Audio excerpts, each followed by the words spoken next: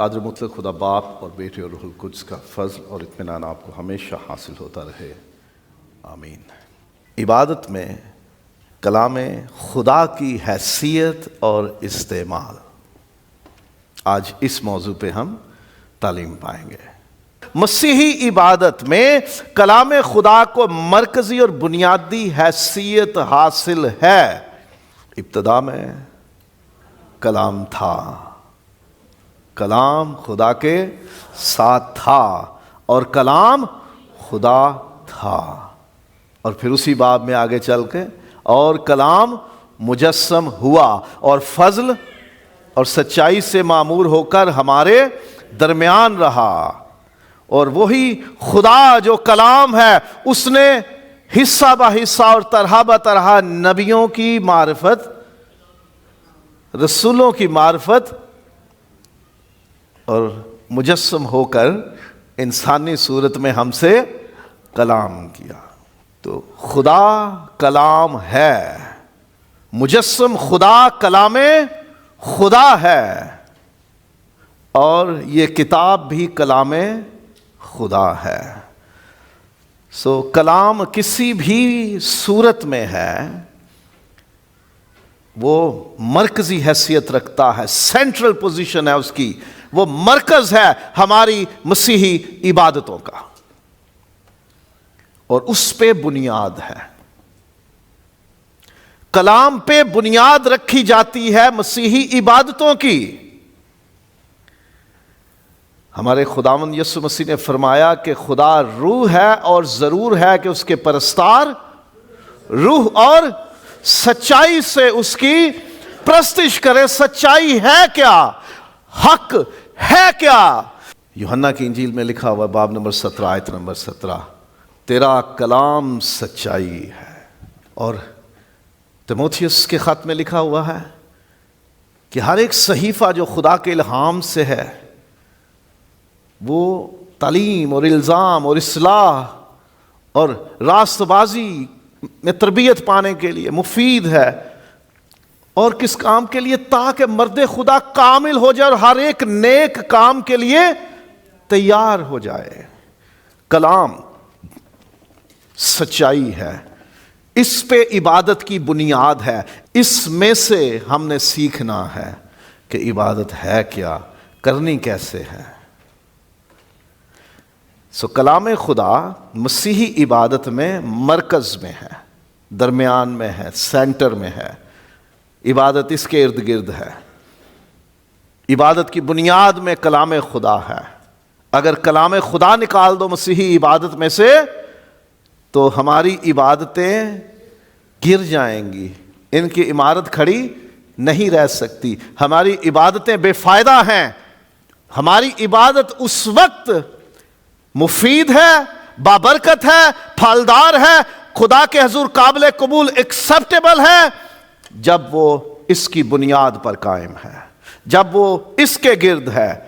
جس عبادت کا مرکز اور محور، جس کی بنیاد کلام خدا نہیں ہے، وہ عبادت پھلدار، بابرکت، قابل قبول نہیں ہے۔ اور وائز باب نمبر 5 پہلیہ، جب تو خدا کے گھر میں جائے تو سنجیدگی سے قدم رکھ، کیونکہ شنوا ہونے کو جانا احمقوں کے سے ذبیح گزراننے سے۔ کیوں جانا ہے خدا کے گھر میں؟ شنوا ہونے کے لیے، مطلب سننے کے لیے، اور سننا کیا ہے؟ کلام خدا۔ عبادت میں اگر کچھ سنا جائے تو وہ ہوتا ہے کلام خدا۔ تو وائز کہتا ہے کہ قربانیاں چڑھانے سے، ہدیے گزراننے سے، بڑے بڑی رقمیں خرچ کرنے سے، رسمیں ادا کرنے سے بہتر ہے کہ خدا کے گھر میں جایا جائے سننے کے لیے، اس کی آواز سننے کے لیے۔ اور اعمال دوسرے باب میں لکھا ہے، ابتدائی کلیسیا جو پہلے مسیحی تھے، روح القدس کے نازل ہونے کے بعد جو کلیسیا بنی، ان کی عادت کیا تھی؟ وہ رسولوں سے تعلیم پاتے تھے، وہ کلام خدا میں سے تعلیم پاتے تھے۔ تو عبادتیں جو مسیحی ہیں ان کا مرکز اور ان کی بنیاد کلام خدا ہے، اور کلام خدا عبادت کی بابت جامع تعلیم دیتا ہے۔ ہم نے عبادت کے بارے میں کیسے جانا؟ اس کتاب سے۔ ہمیں کرنی چاہیے، کیسے پتا چلا؟ اس کتاب سے۔ کیسے کرنی ہے؟ اس کتاب سے پتا چلا۔ کیوں کرنی چاہیے؟ اس کتاب سے پتا چلا۔ اس کا فائدہ کیا ہوگا؟ اس کتاب سے پتا چلا۔ کس کی عبادت کریں وہ بھی اس کتاب سے پتا چلا ہمیں۔ ہمیں کسی انسان نے نہیں بتایا کہ ہم کس کی عبادت کریں، ہمیں کسی فرشتے نے نہیں بتایا، ہمیں کسی بھی اور مخلوق نے نہیں بتایا کہ ہم عبادت کیسے کریں، کس کی کریں، کیوں کریں، کیسے کریں۔ کلام خدا نے بتایا ہمیں کہ ہم کس کی عبادت کریں، کب کریں، کیوں کریں، کیسے کریں، اس کا فائدہ کیا ہوگا، اور اس سے جڑی کون کون سی باتیں ہیں۔ کلام خدا جامع تعلیم، کمپریہنسو ٹیچنگ دیتا ہے۔ کس بارے میں؟ عبادت کے بارے میں۔ اس کی حیثیت یہ ہے کہ اس سے ہمیں سیکھنے کو ملتا ہے عبادت کے بارے میں۔ اگر یہ کلام ہم عبادتوں سے ہٹا دیں تو ہمیں تو پتہ ہی نہیں ہے کس کو پکارنا ہے، کس سے دعا کرنی ہے، کس کی تعریف کرنی ہے، کس کو کچھ پیش کرنا ہے، کس کی عزت کرنی، کس کی تعریف اور ستائش کرنی ہے، کیسے کرنی ہے، کب کرنی ہے، کیوں کرنی ہے، ہمیں تو کچھ پتہ ہی نہ چلے۔ صرف اس کلام کے ذریعے ہمیں پتہ چلتا ہے۔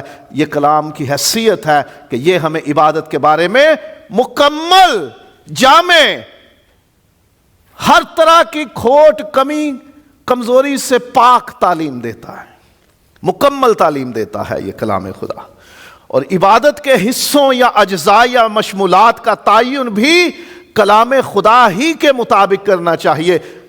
عبادت میں کیا کیا چیزیں شامل ہونی چاہیے، اسے مشمولات کہتے ہیں، کانٹینٹ اس کا۔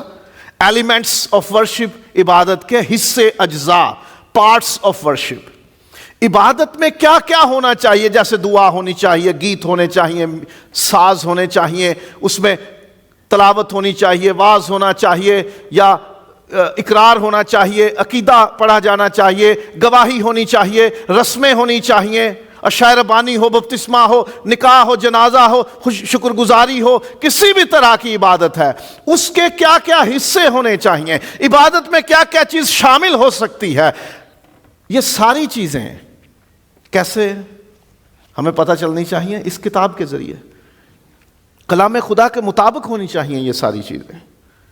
ہم خود سے طے نہ کریں، نہیں ہم آج عبادت اس طرح کریں گے، نہیں ہم عبادت میں آج یہ شامل کریں گے، ہم نہیں کر سکتے۔ عبادت میں کیا کیا کچھ کیا جا سکتا ہے، کیا کیا باتیں، چیزیں، کام، رویے، حصے ہم شامل کر سکتے ہیں، وہ اس کتاب کے مطابق، اس کلام کے مطابق ہونے چاہیے۔ اس سے ہمیں سیکھنا ہے۔ ہم اپنی مرضی سے عبادت میں کوئی چیز شامل نہیں کر سکتے اور نکال نہیں سکتے۔ جو کچھ عبادت میں کیا جانا چاہیے، جو اس میں چیزیں شامل ہونی چاہیے، وہ اس کلام کے مطابق ہونی چاہیے۔ ہم خود سے کچھ نہ بنائیں، یہ اس کی حیثیت ہے، اس کا مقام ہے یہ۔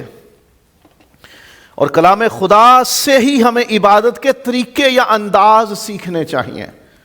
ہم کیسے عبادت کریں، خدا نے کیسے سکھایا۔ خدا کے برگزیدہ بندے، اس کے چنے ہوئے لوگ، نبی یا رسول یا پھر مجسم کلام نے کیسے عبادت کی، کس انداز سے اس نے عبادت کی، کس طریقے سے اس نے عبادت کی۔ ہمیں عبادت میں اپنے بدن کو کوئی صورت، کوئی شیپ دینی چاہیے۔ اپنے بدن کے انداز ہمیں کیسے بنانے ہیں، اپنے آپ کو کس طرح سے سنوارنا ہے، بنانا ہے، پیش کرنا ہے۔ طریقہ کیا ہونا چاہیے، عبادت کا طریقہ کیا ہونا چاہیے، عبادت کا انداز کیا ہونا چاہیے، اس کا بھی طے کلام خدا ہی کرتا ہے۔ اسی سے ہمیں سیکھنا ہے۔ یہ ہے کلام کی حیثیت اور اس کا مقام عبادت میں، کہ عبادت کے طریقے اور انداز بھی اس کے مطابق ہونے چاہیے۔ اس سے ہٹ کے کوئی طریقہ ہوگا تو خدا اس عبادت کو قبول نہیں کرے گا، نہیں کرے گا خدا اس عبادت کو قبول جو اس میں سکھائے گئے طریقے سے ہٹ کے ہے۔ ضرورت ہے ہمیں کلام کی، کلام خدا کی، تاکہ ہم اس سے سیکھ کر عبادت کریں، اس سے سیکھ کر ہم عبادت کا طریقہ اپنائیں، اور عبادت کے لیے الفاظ کا انتخاب بھی کلام خدا کے مطابق ہونا چاہیے۔ ہم اپنی مرضی سے الفاظ، ورڈز، سینٹینس، جملے، باتیں عبادت میں شامل نہ کریں۔ اگر شکر گزاری کی دعا کرنی ہے تو بائبل مقدس میں سے دیکھیں کہ خدا کے کلام میں شکر گزاری کی بابت ہمیں کیسی باتیں ملتی ہیں، کن باتوں کے لیے ہم شکر کر سکتے ہیں، کیا الفاظ ہونے چاہیے۔ مثال دوں گا صرف، تواریخ کی پہلی کتاب میں سے آخری باب ہے، فرسٹ کرونیکلز، لاسٹ چیپٹر ہے۔ داؤد نے اعلان کیا کہ ہم خدا کا گھر بنائیں گے اور آپ سارے ہدیے، چیزیں، سامان، لکڑی، سونا، پیتل، قیمتی چیزیں سب لے کے آ جاؤ۔ وہ لے آئے۔ اب داؤد نے خدا کے حضور پیش کر رہا ہے، شکر کر رہا ہے، اے خداوند تیرا شکر ہو کہ تو ہی بادشاہ ہے، تو ہی سب کچھ دینے والا ہے، تو ہی سب پر اختیار رکھنے والا ہے۔ میں کون اور میری قوم کی حیثیت کیا کہ ہم تجھے کچھ دے سکیں، کیونکہ جو کچھ ہم لے کے آئے ہیں تیرا ہی دیا ہوا ہے، اور اس تیرے ہی دیے ہوئے میں سے ہم نے تھوڑا سا تجھے پیش کیا ہے، اسے قبول کر لے۔ اب اگر ہم نے خدا کو کچھ پیش کیا ہے، خدا کے حضور کوئی نذرانہ ہدیہ لے کر آئے ہیں، کوئی چیز لے کر آئے ہیں خدا کے حضور پیش کرنے کے لیے، تو کتنے خوبصورت الفاظ ہمیں مل گئے نا کلام میں سے۔ اگر ہم دکھ میں ہیں، ہم بہت زیادہ تکلیف میں ہیں، تو ہمیں ان بیماروں، ان معذوروں، ان اندھوں، ان کوڑیوں کے الفاظ یاد آنے چاہیے، اے مسیح مجھ پر رحم کر، اے خداوند مجھ پر رحم کر۔ اگر ہم گناہوں سے تنگ آ گئے اور توبہ کرنا چاہتے ہیں تو ہمیں مسیح خداوند کی تمثیل جو اس نے بتائی کہ ہیکل میں دو لوگ دعا کرنے گئے، ایک فریسی اور دوسرا محصول لینے والا، اور محصول لینے والے نے چھاتی پیٹ پیٹ کر کہا مجھ گناہگار پر رحم کر۔ کیا خوبصورت طریقہ ہمیں مل گیا، کیا خوبصورت الفاظ مل گئے۔ اگر ہم نے گناہوں سے توبہ کرنی ہے، زبور 51 پڑھیے، داؤد کیسے کہتا ہے، اے خدا مجھ پر رحم کر، اپنی شفقت کے مطابق مجھ پر رحم کر، میرے گناہوں سے مجھے پاک کر دے، مجھے دھو ڈال، مجھے زوفے سے دھو کے صاف کر دے، پاک کر دے، مجھے خون کے جرم سے آزاد کر دے، میں گناہگار ہوں، میں گناہ کی حالت میں ماں کے پیٹ میں پڑا، میں نے تیرا ہی گناہ کیا ہے اور وہ کام کیا ہے جو تیری نظر میں برا ہے، مجھ پر رحم کر۔ الفاظ کلام خدا سے ہم لیں، گیت بنانے ہیں، ہم نے نغمات بنانے ہیں، ہم نے مسیحی غزلیں گانی ہیں، تو ان میں اس کلام میں سے الفاظ لیں، اپنی مرضی سے نہ لکھیں۔ وہ الفاظ، وہ جملے، وہ باتیں، وہ تعلیم اپنے گیتوں میں، اپنی دعاؤں میں، اپنی شکر گزاریوں میں، اپنی مناجات میں، اپنے حمد کے گیتوں میں، اپنی روحانی غزلوں میں ہم وہ الفاظ شامل کریں جو اس کلام میں سے ہمیں ملتے ہیں۔ یہ کلام ہماری مدد کرتا ہے۔ جب تم دعا کرو تو کہو اے ہمارے باپ۔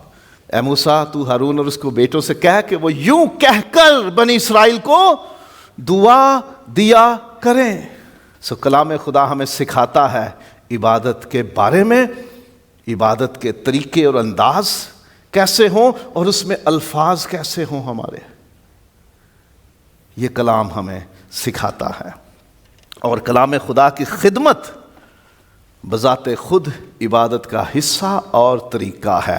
کلام کی خدمت، رسولوں نے کہا، اعمال باب نمبر 6، ہم یہ مناسب نہیں سمجھتے کہ ہم روٹی پانی کے انتظام میں ہی لگے رہیں، نہیں، اس کے لیے اور آدمی مقرر کرو۔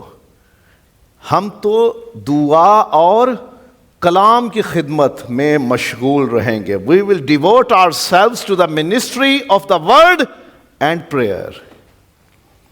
خدمت کلام کی یہ اپنے آپ میں ایک عبادت بھی ہے اور عبادت کا طریقہ بھی ہے۔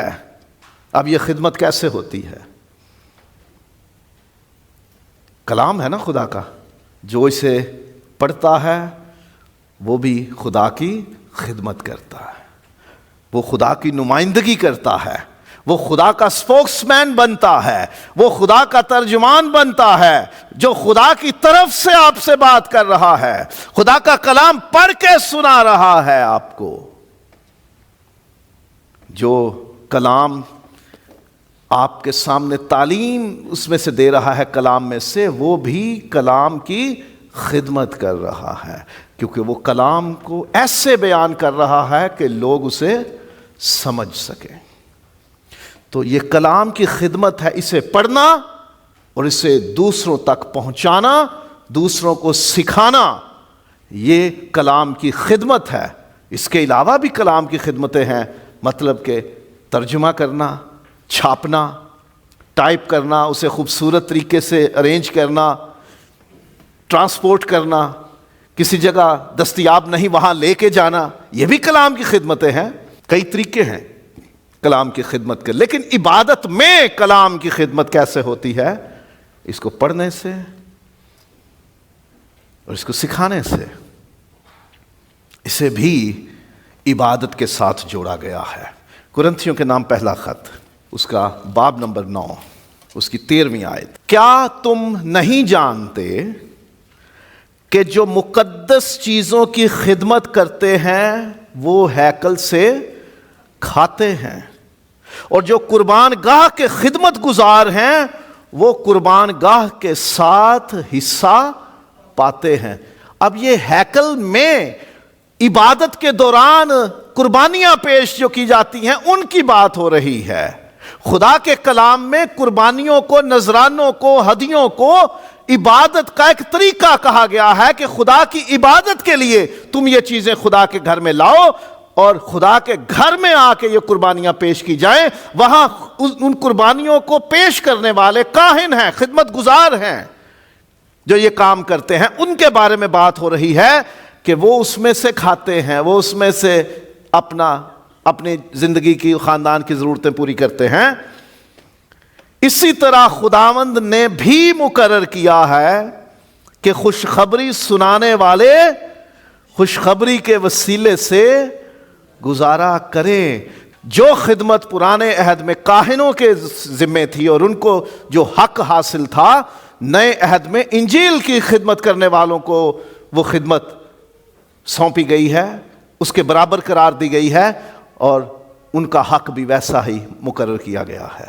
انجیل سنانا، کلام سنانا، یہ خدمت ہے، اور رسول اسے کرتے رہے، اسے کلام کی خدمت کہتے رہے، اور یہ عبادت کا ایک طریقہ ہے، عبادت کا ایک انداز ہے، کیونکہ جو عبادت کرواتے ہیں وہ عبادت ساتھ کر رہے ہوتے ہیں۔ اب میں صرف یہاں عبادت کروانے نہیں آتا، میں بھی اپنے حصے کی یہ خدمت کرنے آتا ہوں، عبادت کرنے آتا ہوں، کیونکہ عبادت کی جو ڈیفینیشن ہے، جو تعریف ہے، اس میں ہم نے پہلے دن سیکھا تھا خدمت کرنا، ٹو سرو، خدا کی خدمت کرنا خدا کی عبادت ہے۔ اور عبادت میں کلام خدا تعظیم اور سنجیدگی سے پڑھا اور سنا جانا چاہیے۔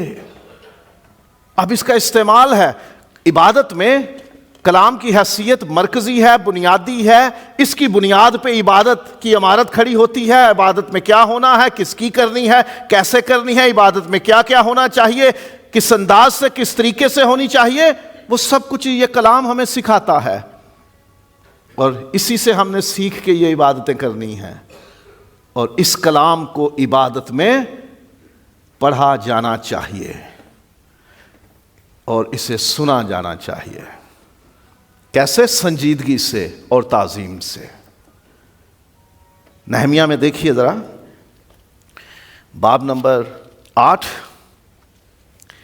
شروع ہی سے ملے گا آپ کو۔ اور سب لوگ یکتن ہو کر پانی پھاٹک کے سامنے کے میدان میں اکٹھے ہوئے، اور انہوں نے عزرا فقیہ سے عرض کی کہ موسیٰ کی شریعت کی کتاب کو، جس کا خداوند نے اسرائیل کو حکم دیا تھا، لائے، اور 7ویں مہینے کی پہلی تاریخ کو عزرا کاہن توریت کو جماعت کے یعنی مردوں اور عورتوں اور ان سب کے سامنے لے آیا جو سن کر سمجھ سکتے تھے۔ اور 5ویں آیت دیکھیے، اور عزرا نے سب لوگوں کے سامنے کتاب کھولی، کیونکہ وہ سب لوگوں سے اوپر تھا. یعنی جیسے میں یہاں اسے ممبر کہتے ہیں, پلپٹ کہتے ہیں, پوڈیم یا ڈائس کہتے ہیں, لیکٹرن کہتے ہیں, ویسے ہی ایک ممبر, ایک چبوترا, ایک ڈائس, ایک لیکٹرن, ایک پلپٹ بنایا گیا جس پہ عزرا کھڑا تھا.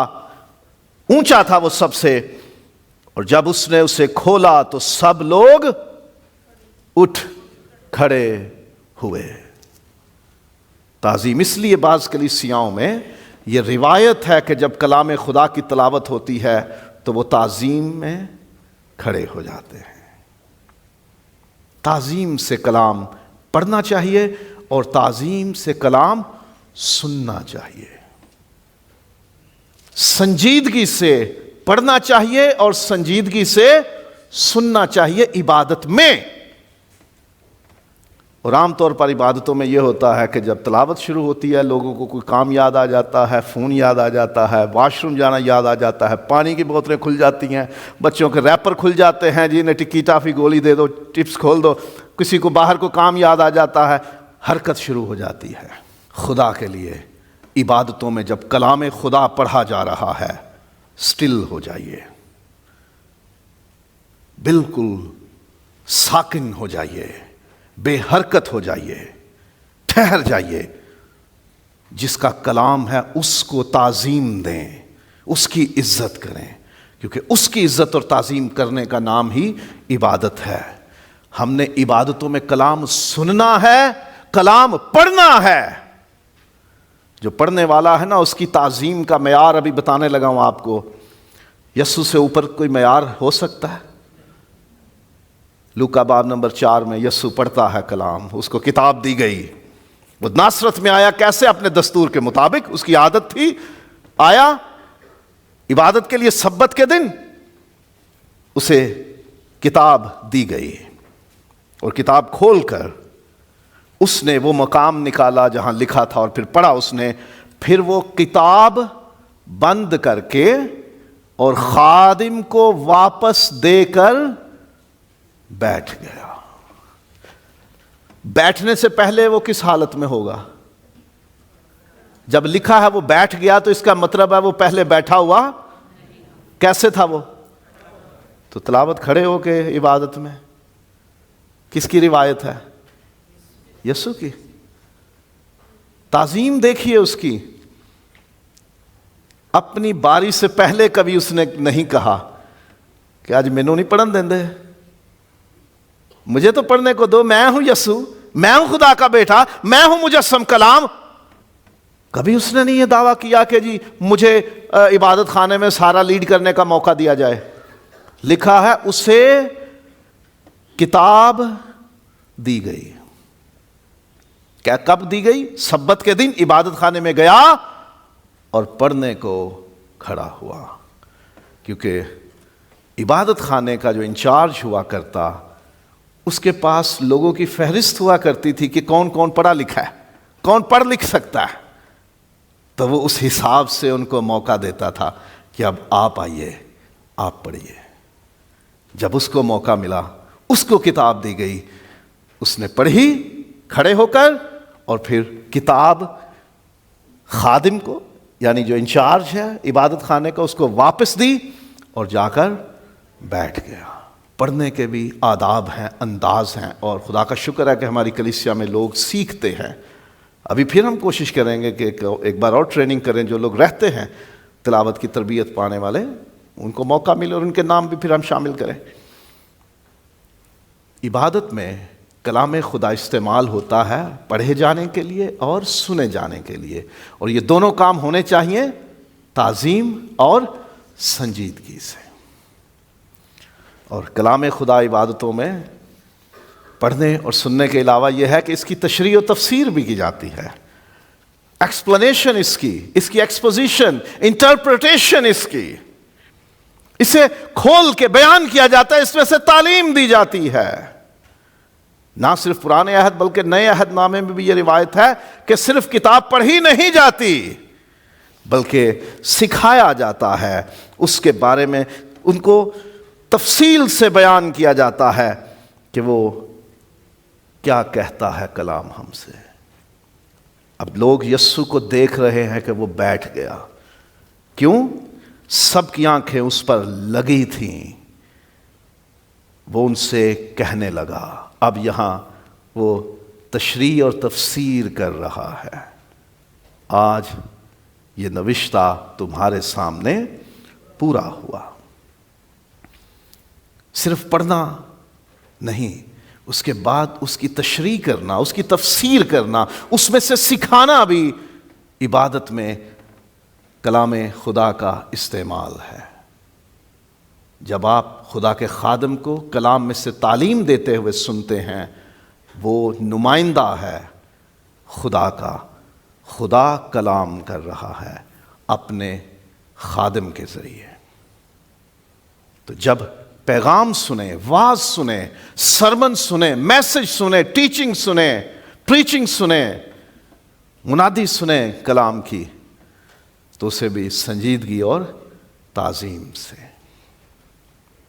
جیسے لوگ اس کی طرف دیکھنے لگے کہ اب یہ ہمیں کچھ کہے، کچھ سکھائے. نئے عہد نامے میں لکھا ہے اعمال 2 باب میں کہ جو مسیحی ہو گئے وہ کیا کرتے تھے؟ رسولوں سے تعلیم پاتے تھے. پہلا کام ہی یہ تھا، تعلیم پاتے، رفاقت رکھتے، روٹی توڑتے اور دعا کرتے تھے. تعلیم پانا ضروری ہے اس کلام کی. عبادتوں میں کلام خدا کی حیثیت بہت اعلیٰ اور بلند ہے. مرکز ہے عبادتوں کا، بنیاد ہے عبادتوں کی. اسی میں سے ہم نے سیکھنا ہے کہ کیسے کرنی ہے، کس طرح کرنی ہے، کس کی کرنی ہے، کب کرنی ہے، کس انداز اور کس طریقے سے کرنی ہے. اور اسی میں سے ہم نے الفاظ بھی لینے ہیں، کس بات میں کس طرح میں نے عبادت کرنی ہے، کیا کہنا ہے، کیا کرنا ہے، اور پھر اس کی خدمت، اس کو پڑھنا ہے، اس کو سننا ہے. اس میں سے تعلیم دینی ہے اور تعلیم پانی ہے. کیسے؟ سنجیدگی سے اور تعظیم سے. خدا کے کلام کی عزت کا یہ عالم ہے کہ اس نے اپنے کلام کو اپنے ہر نام سے زیادہ عظمت دی ہے. یہ زندہ ہے، اور اگر اس کو مس ٹریٹ کرو گے، کسی زندہ انسان ہستی کے ساتھ آپ کچھ ہینکی پینکی کرو تو پھر وہ خوش تو نہیں نہ ہوتا. اس کو زندہ سمجھو، یہ زندہ ہے. اگر اس کو عزت کے ساتھ آپ اس کے ساتھ ڈیل کرو گے تو یہ آپ کی عزت بڑھا دے گا، آپ کو برکت دے گا. اور اگر آپ اس کی عزت اور تعظیم نہیں کرو گے، اس کی پیروی نہیں کرو گے، تو پھر ہم اس سے برکت کے دعوے دار نہیں ہو سکتے.